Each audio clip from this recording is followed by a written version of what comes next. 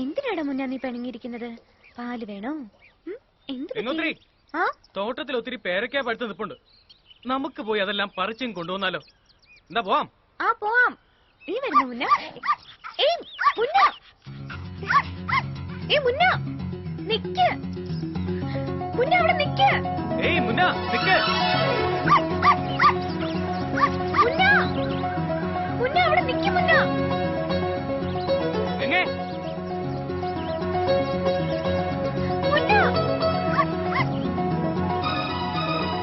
ഗംഗേ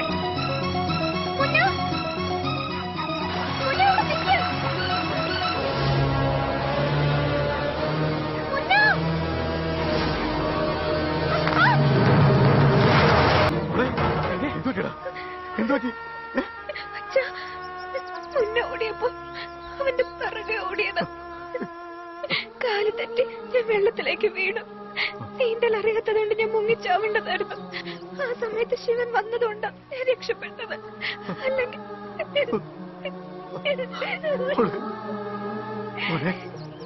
എന്റെ ഗംഗമോളുടെ ചെറിയൊരു അശ്രദ്ധ പോലും അവളുടെ ജീവന് ആപത്താണ്ട മോനെ. അതുകൊണ്ട് ഗംഗമോളുടെ കാര്യത്തിൽ പ്രത്യേക ശ്രദ്ധ വേണം നിന്നോട് ഞാൻ പറഞ്ഞത്.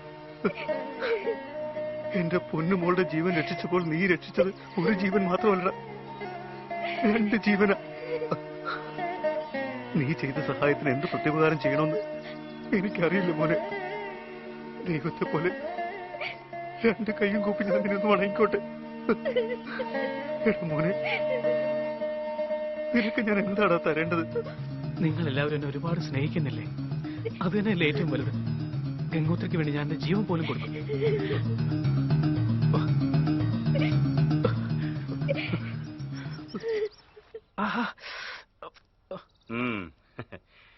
അന്നം തരുന്നവർക്ക് ജീവൻ കൊടുക്കുക എന്നത് നമ്മുടെ വംശപാരമ്പര്യമാണ്. സമ്മതിച്ചടാ. ഇപ്പോഴാ നീ ശരിക്കും എന്റെ മോനായത്. അതെ, മക്കളെ അച്ഛന്മാര് ഇങ്ങനെയാണോ ഉപദേശിക്കുന്നത്?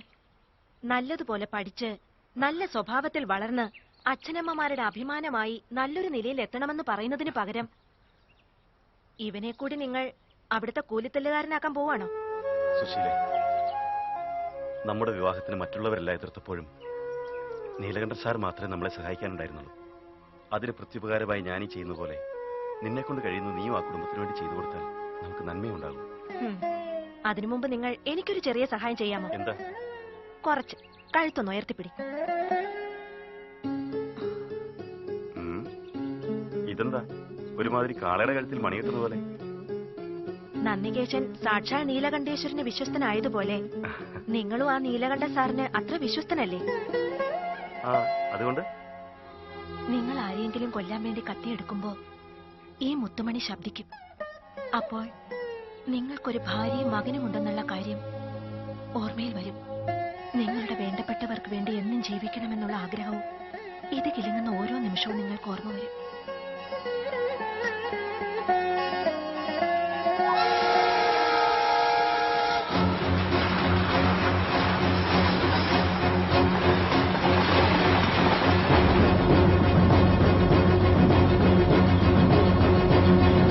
നമസ്കാരം സാർ.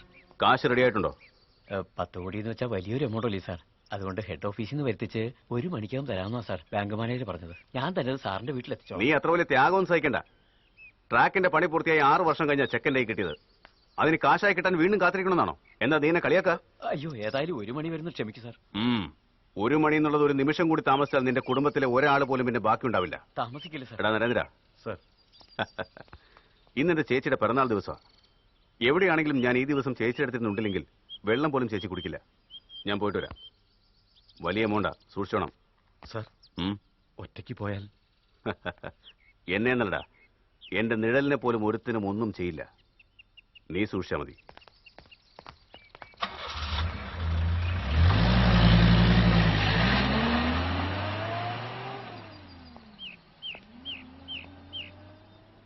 ബാബു സാറേ, എത്ര നേരമായി ഞാൻ നിങ്ങളെ ട്രൈ ചെയ്തറിയാമോ? നമ്മുടെ പ്ലാൻ സക്സസ്. ബാങ്കിൽ പൈസ ഇല്ലാത്തതുകൊണ്ട് ലേറ്റ് ആവുമെന്ന് ഞാൻ പറഞ്ഞു. ചേച്ചിയുടെ പിറന്നാളാണെന്ന് പറഞ്ഞ് ഒറ്റയ്ക്കായത് വണ്ടി എടുത്ത് ഇവിടുന്ന് പോയിട്ടുണ്ട്. ഇതുപോലൊരു അവസരം എനിക്ക് കിട്ടാൻ പോകുന്നില്ല. എന്തെങ്കിലും വേഗം ചെയ്യും. അവന്റെ ചേച്ചിയുടെ പിറന്നാൾ സദ്യ അവന് ഉണ്ണാൻ പോകുന്നില്ല. അവന്റെ ബലിച്ചോറ ഇന്ന് എല്ലാവരും ഉണ്ണാൻ പോകുന്നത്. Best of luck.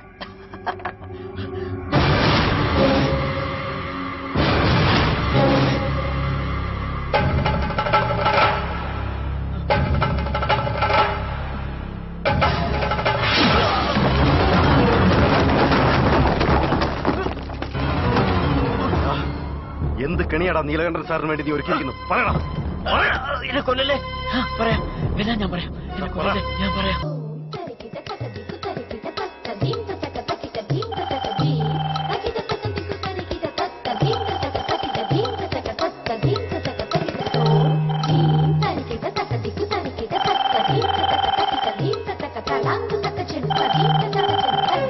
Hello Susheela, എന്താ എന്താ ഒരു ടെൻഷൻ പോലെ? നീലകണ്ഠൻ സാറിന്റെ ജീവൻ അപകടത്തിലാണ്. നമ്മുടെ ഗ്രാമാതിർത്തിയിൽ 3-ാം നമ്പർ മയിൽക്കുറ്റിക്കടുത്ത് അദ്ദേഹത്തെ കൊല്ലാൻ ബാപ്പുവിന്റെ ആൾക്കാർ പ്ലാൻ ചെയ്തിരിക്കുകയാണ്. അദ്ദേഹം അവിടെ എത്തുന്നതിന് മുമ്പ് നീ പോയി അദ്ദേഹത്തെ അറിയിക്കണം. അദ്ദേഹത്തോട് നിനക്ക് തീരെ യോജിപ്പില്ലായിരിക്കാം, എന്നാൽ എനിക്ക് വേണ്ടി നീ ഇത് ചെയ്യില്ലേ? ഞാൻ വളരെ ദൂരത്തായതുകൊണ്ട്. സുശീലെ, ഇതുവരെ ഞാൻ നിന്നോടൊന്നും ആവശ്യപ്പെട്ടിട്ടില്ല. ആദ്യമായിട്ട് ആവശ്യപ്പെടുക, നീ പോയി അദ്ദേഹത്തിന്റെ ജീവൻ രക്ഷിക്കുക. പ്ലീസ് സുശീലെ, ഞാൻ നിന്നോട് യാചിക്കുക, പോയി അദ്ദേഹത്തിന്റെ ജീവൻ രക്ഷിക്കുക.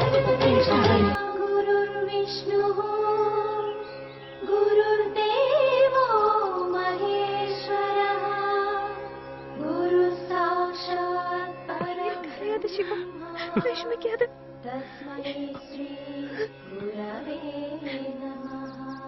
സങ്കടങ്ങൾ വരുമ്പോ തളർന്നു പോവാതെ ധൈര്യമായിട്ടിരിക്കണമെന്ന് അമ്മ പറയാറ്. എനിക്കെന്റെ എല്ലാ ധൈര്യവും അമ്മയായിരുന്നു. ആ അമ്മ എനിക്കില്ലാതായി പോയത്.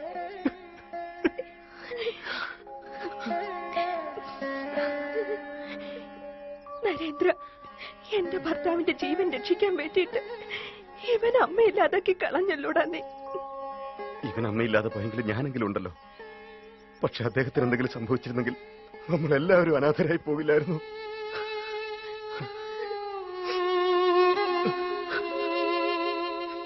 എനിക്കൊരൊറ്റ വിഷമം മാത്രമേ ഉള്ളൂ സാർ. എന്താടാ? അങ്ങയുടെ ജീവൻ രക്ഷിക്കാനുള്ള അവസരം അവൾക്കല്ലേ ഉണ്ടായത്? അവളുടെ സ്ഥാനത്ത് ഞാനായിരുന്നെങ്കിൽ എന്റെ ജന്മം ധന്യമായനെ.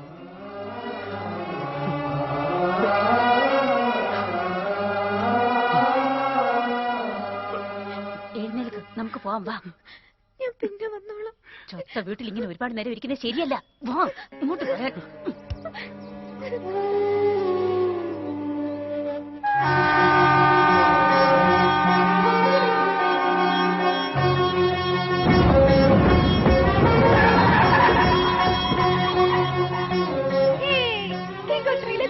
എത്തിപ്പോയില്ല, നമ്മൾ ഗംഗോത്രിയിൽ എത്തിയുള്ളൂ. അതന്നെയാ പറഞ്ഞത്. ഇവിടെ ഇപ്പൊ ആകെ 3 ഗംഗോത്രികളാണ്. നീയും ഗംഗോത്രി, ഈ ട്രെയിനും ഗംഗോത്രി, ഈ സ്ഥലവും ഗംഗോത്രി. നിന്റെ വളിച്ച തമാശ നിർത്തുന്നുണ്ടോ? എല്ലാ പ്രാവശ്യവും കാണുന്ന അവനെവിടെ?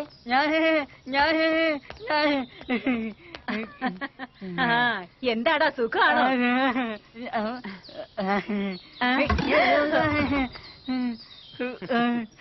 എടാ, സുഖാണോന്ന് ചോദിച്ചപ്പോ കാല് പൊക്കി എന്നെ ചവിട്ടി താഴെയിടാൻ നോക്കുന്നു. ഈ കാലിന് കുറച്ചുകൂടി ആവതുണ്ടായിരുന്നു. നീ ചവിട്ടിയതല്ല, കഴിഞ്ഞ പ്രാവശ്യം കൊടുത്ത പൈസക്ക് ഷൂസ് വാങ്ങിച്ചുകൊണ്ട് നന്നായിട്ട് നടക്കാൻ പറ്റുന്നു പറയരുത്. ആ വാചകടിയൊക്കെ നിർത്ത. അഭ്യംഗ സ്നാനത്തിലുള്ള ഏർപ്പാടുകളൊക്കെ ചെയ്തോടാ.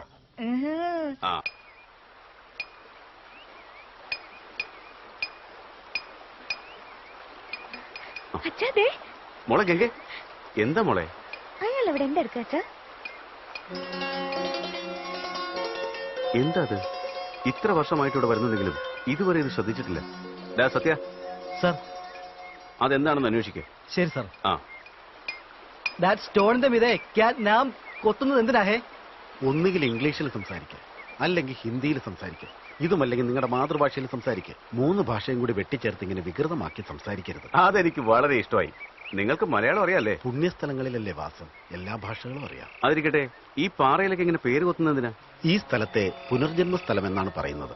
ഈ കല്ലുകളിൽ പേരുകൾ കൊത്തിക്കുന്ന ഓരോരുത്തരും അടുത്ത ജന്മത്തിലും ഈ ജന്മത്തിലുള്ള ബന്ധങ്ങളെ അതുപോലെ തന്നെ വെച്ചു പുലർത്തുമെന്നതാണ് വിശ്വാസം. സബാഷ്, എത്ര നല്ല വിശ്വാസം. ഏയ്, പേപ്പർ എടുക്ക. എടോ ശില്പിസ്വാമി, ഒരു പേര് കുത്താൻ എത്ര രൂപയാ വാങ്ങിക്കുന്നത്? 100 രൂപയാ വാങ്ങിക്കാം. 100 അല്ല, 1000 ഞാൻ തരും. എന്നാൽ ഇവിടെ എന്റെ പേര്, എന്റെ ചേച്ചിയുടെ പേര്, എന്റെ മോളുടെ പേര് പിടിച്ചോ. ഈ 3 പേരും കൊത്ത്. ഈ ജന്മത്തിൽ മാത്രമല്ല, അടുത്ത ജന്മത്തിലുമല്ല, ഇനി വരുന്ന എല്ലാ ജന്മത്തിലും ഞാൻ ഈ ചേച്ചിയുടെ അനുജനായി ജനിക്കണം. എന്റെ ഈ പൊന്നുമോള് അച്ഛന്റെ മകളായിട്ട് തന്നെ എല്ലാ ജന്മത്തിലും ഉണ്ടാകണം. കൊത്തിക്കോ. എല്ലാരും നടക്ക്. നീ ഇവിടെ ഇരുന്ന് ഞങ്ങളുടെ പേര് കൊത്തിക്ക. ഞങ്ങൾ പോയി ടിഫിൻ കഴിച്ചിട്ട് വരാം. എപ്പോഴാ കഴിക്കുന്നേ? ഇതാ എനിക്ക് ദേഷ്യം വരുന്നത്. അവൻ പിന്നെ എങ്ങനെ കഴിച്ചോളും. നടക്കങ്ങോട്ട്. നടക്ക് നടക്ക്. എപ്പോഴും ഇങ്ങനെ തന്നെയാ. നിന്നെ സമ്മതിച്ചിരിക്കുന്നതാ. ഇത്ര നാളും ഗംഗോത്രിയിൽ മലയാളി ഹോട്ടൽ ഇല്ലാന്നോർത്ത് വിഷമിച്ചിരുന്നു. ഇത് ആരുടെതാ? എന്റേതാ. പേര് നാരായണസ്വാമി, നാട് ഗോവിന്ദമംഗലം. അത് ഞങ്ങളുടെ അടുത്താണല്ലോ. ഇന്ത്യയിലെ എല്ലാ പുണ്യ സ്ഥലങ്ങളിലും മലയാളി ഹോട്ടലുണ്ട്. എന്നാൽ ഗംഗോത്രിയിൽ മലയാളി ഹോട്ടൽ തുടങ്ങാനുള്ള ഭാഗ്യം ഈ ഗംഗാദേവി എനിക്കാണ്. അതൊരു ഭാഗ്യം തന്നെയാ. ആ ചേച്ചി, എല്ലാവർക്കും വേണ്ട എന്താണെന്ന് വെച്ചാൽ വാങ്ങിക്കൊടുക്കും. ഞാൻ വണ്ടിയുടെ കാര്യം നോക്കാം. അരേ മാതാജിക്കോ ഏ ഗ്ലാസ് പാനി ജൽദി ലാവോ. ലെമ്പോന്നോ? എന്താ നീ എന്നെ ലെമ്പോന്ന് വിളിച്ച് കളിയാക്കാൻ നോക്കുന്നോ? ഞാൻ നിന്റെ അച്ഛന്റെ കാശിനെ തിന്നാണോ തടി വെച്ചത്? അയ്യോ, അവള് കളിയാക്കിയൊന്നുമല്ല. ലാവെന്ന് വെച്ചാ കൊണ്ടുവരാൻ, വെള്ളം കൊണ്ടുവരാനാ. അവള് മുസ്ലിം പെണ്ണാ, ഭാഷ അറിയില്ല. എന്തായാലും കൊള്ളാം, ഇതുപോലെ ഒരു സ്ഥലത്ത് സപ്ലൈർ ആയിട്ട് വെച്ചിരിക്കുന്നത്. ഇവിടെ സപ്ലയർ അല്ലമ്മേ, എന്റെ ഭാര്യയാ മുംതാ. ബ്രാഹ്മണനായ നിങ്ങള് മുസ്ലിമിനെ കല്യാണം കഴിച്ചെന്നോ? ഇതാ ഈ നാട് നന്നാവാത്തത്. ഇതിലൊക്കെ എന്തിരിക്കുന്നു? അയ്യപ്പ സ്വാമിക്ക് വാവരസ്വാമി അല്ലേ കൂട്ട്? സ്വാമിയേ ശരണോ അയ്യപ്പ. ശരി ശരി, വയറ് കത്തുന്നു, വല്ലതും കൊണ്ടുവാ. എന്താ വേണ്ടതെന്ന് പറഞ്ഞാട്ടെ. എല്ലാവർക്കും ഇഡലിയും വടയും കൊടുത്തിട്ട് എനിക്ക് ഉള്ളി ദോശ കൊണ്ടുവാ. അരേ മുംതാസ്, ദോശാമേ പ്യാസ് ഡാലോ. ശിവ ശിവ, ദോശയുടെ കൂടെ പപ്സോ? ആരാ ചോദിച്ചത്? പ്യാസ് എന്ന് വെച്ചാൽ ഉറുദുവിൽ ഉള്ളി എന്നാ അർത്ഥം. പ്യാസ് എന്ന് വെച്ചാൽ ഉള്ളിയാണെന്ന് എനിക്കും അറിയാം.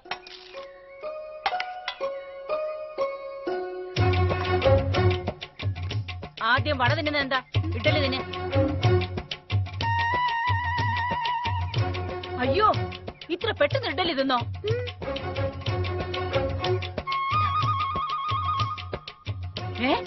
വടയും തിന്നു കഴിഞ്ഞോ? ഇതെന്ത് വിശപ്പാ? ഭീമസേനന്റെ അനിയത്തിയാണോ നീ? ഞാൻ വെറുതെ തമാശ പറഞ്ഞതല്ലേ.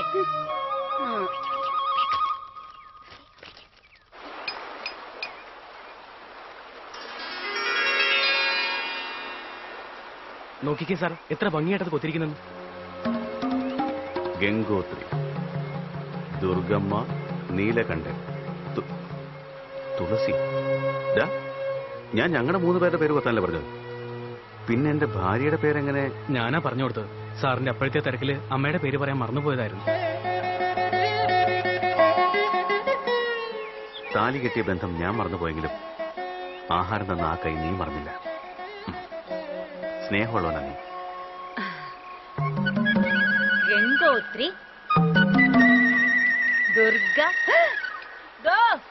ശില്പസ്വാമി, എന്റെ പേര് ദുർഗമ്മ എന്നതില് ഒരക്ഷരം ഇങ്ങനെ ചരിഞ്ഞിരിക്കുന്നത് എന്താണോ? മനഃപൂർവ്വമായിരുന്നില്ല. നിങ്ങളുടെ പേര് കൊത്തിയപ്പോ ഉളിയൊന്ന് വിറച്ചു പോയതുകൊണ്ടാ. ഓ, ഈ പേര് കൊത്തിയപ്പോ ഉളിയല്ലേ വരച്ചുള്ളൂ. ഈ പേര് കേട്ടാ ഞങ്ങളുടെ നാട് മുഴുവൻ വരയ്ക്കും.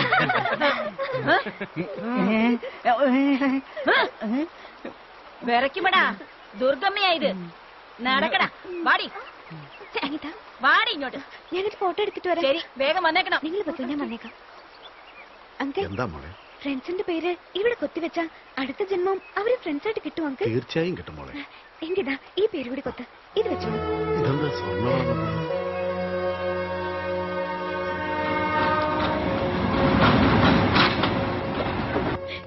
ഗംഗേ, എന്ത് പറ്റി? എന്തിനാ കരയുന്നേ?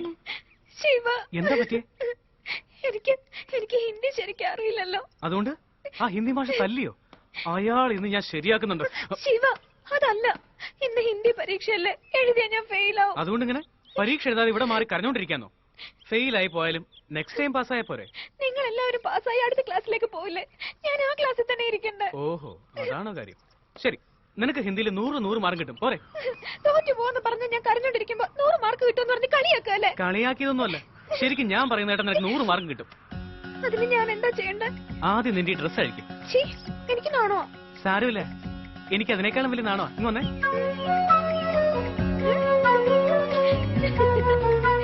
ആരും ഇങ്ങോട്ട് വരല്ലേ, ഞാൻ പറഞ്ഞിട്ടേ വരാവൂ. അധ്യാപകരുടെ ശ്രദ്ധയ്ക്ക്, ഞാൻ ടോട്ടലി റൊമാൻറ്റിക് ആണെങ്കിലും ജോലിയിൽ വളരെ സീരിയസ് ആണ്.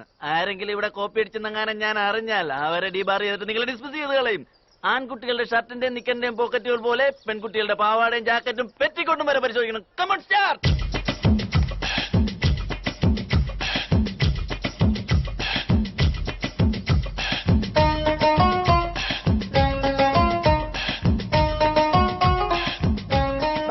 നിന്റെ അച്ഛൻ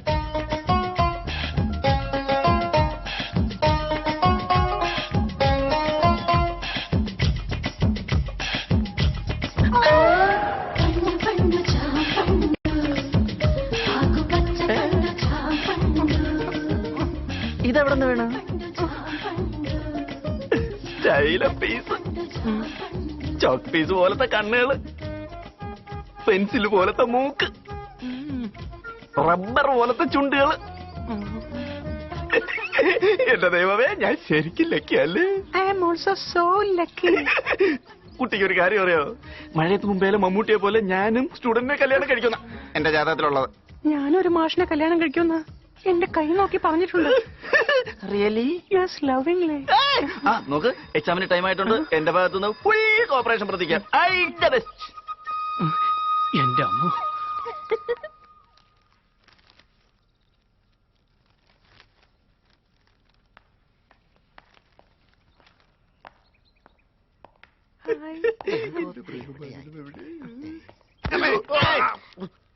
കിട്ടിയോ? എക്സാമിന് ലേറ്റ് ആയി വന്നതിന് എനിക്ക് പണിഷ്മെന്റ് ഉണ്ട്. ഞാൻ എക്സാം എഴുതിക്കാനൊന്നും വന്നതല്ല. പിന്നെ ഞങ്ങളുടെ നാട്ടിലെ വലിയൊരു ഫാക്ഷനിസ്റ്റ് മോള് ഇവിടെ പരീക്ഷയ്ക്ക് വന്നിട്ടുണ്ട്. ആ പെണ്ണിന് ഹിന്ദിക്ക് പൂജ്യമാ. അവള് ഫെയിലെങ്ങാനും ആയാലേ പഠിപ്പിച്ച എന്നെയും സൂപ്പർവൈസ് ചെയ്യുന്ന തന്നെയും എക്സാം എഴുതിയ ഈ സ്കൂളിനെയും ഒരു ചെറിയ ബോംബ് വെച്ച് അയാൾ തകർത്ത് തരിപ്പണമാക്കും. ഞാൻ തന്റെ കാല് പിടിക്കാടോ. ഒന്ന് അങ്ങോട്ട് തിരിഞ്ഞു നിന്നാൽ ഞാൻ ഈ ഗൈഡ് കൊണ്ടുപോയി ആ പെണ്ണിന്റെ കൈ കൊടുത്തിട്ട് വരാം. ഏതാ പെണ്ണ്? അതോ ആ സെക്കൻഡ് ബെഞ്ചിലിരിക്കുന്ന 1101 ആ പെണ്ണ്. എന്നാ വേഗം ചെല്ലു. ഓക്കെ. മോളെ ഗംഗോത്രി, മോളെ ഗംഗോത്രി. അയ്യോ, നീ എന്തിനാ വിഷമിക്കുന്നതെന്ന് എനിക്കറിയാം. ഞാൻ ഗൈഡ് കൊണ്ടുവന്നിട്ടുണ്ട്. ഇത് നോക്കി എഴുത്. ഞാൻ പറയുന്ന കേക്ക് മോളെ. നീ ഫെയിലായ നിന്റെ അച്ഛനെ ജീവനോട് വെച്ചേക്കില്ല മോളെ ഗംഗോത്രി. നോക്കു മോളെ, ഈ ഗൈഡ് ഇവിടെ വെക്കുവാണേ. ഇത് നോക്കി എഴുതി 100-ൽ 100 മാർക്ക് വാങ്ങിക്കണം. എന്റെ പൊന്നു മോളല്ലേ, എന്റെ തങ്കക്കുടവല്ലേ. നോക്ക് മോളെ.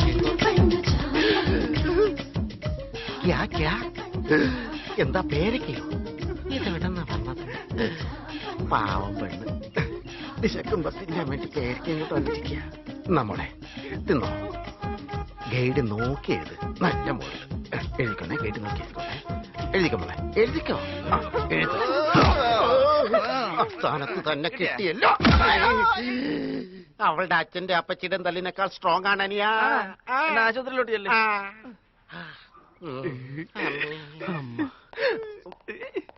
മാഷാണെന്ന് പോലും നോക്കാതെ അയാൾ കിടി കൊടുത്തത് എന്തിനാ? മറ്റുള്ള ആണെങ്കിൽ ദേഹത്ത് കൈവച്ച പിന്നെ എന്താ ചെയ്യേണ്ടത്? അപ്പൊ ഞാൻ കൈവച്ച ഇവിടെ വെച്ചല്ല. പരീക്ഷ കഴിഞ്ഞ് തോട്ടത്തിലേക്ക് വന്നാൽ സാറിന് എന്ത് വേണമെങ്കിലും ആവാമല്ലോ. എന്താ? എന്നാ ഞാൻ റെഡി ആയിട്ട് വരട്ടെ.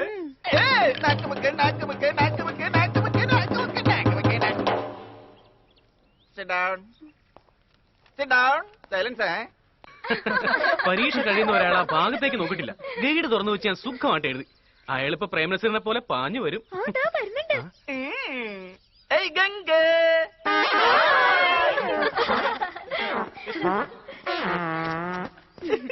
ഹായ്. ഇത്ര നേരം സാറിനെ കുറിച്ച് ഗംഗ പറഞ്ഞോണ്ടിരുന്നത്. Thank you smart boy. സാറിനെ കണ്ടപ്പോ തന്നെ ഗംഗയ്ക്ക് എല്ലാം കൈവിട്ടു പോയിന്ന്. സത്യം, മനസ്സ് കൈവിട്ടു പോയി. അവൾക്ക് പേരയ്ക്ക കൈവിട്ടു പോയി. പേരൊക്കെ പോയാലെന്താ? എന്തെങ്കിലും ആയിട്ട് ഗംഗയ്ക്ക് വേണ്ടി ഞാൻ ലൈഫേ കൈവിട്ടിരിക്കുക. പറ ഗംഗയുടെ വീട് എവിടെയാ? ഗംഗയുടെ നാട് എവിടെയാ? അച്ഛന്റെ പേരെന്താ? എല്ലാം ഒന്ന് പറ. എന്തിനാ? നമ്മുടെ കല്യാണം ഉറപ്പിക്കാൻ.